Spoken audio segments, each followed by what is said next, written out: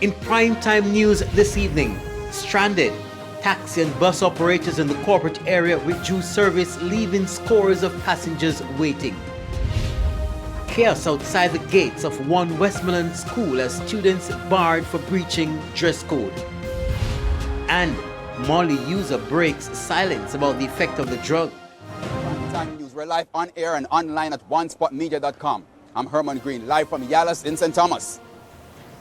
With a preview of what's coming up in business news, here's Javon Keys. Thank you, Janella. Jamaica's net international reserves increased in July. I'll tell you by how much a little later on. And from business, we now go to sports. Jordan Fort is here with a preview.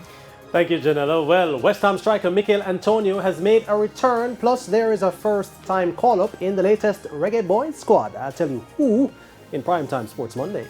There's also sports commentary, E-Prime, and weather in this newscast. But before the break, the feedback question.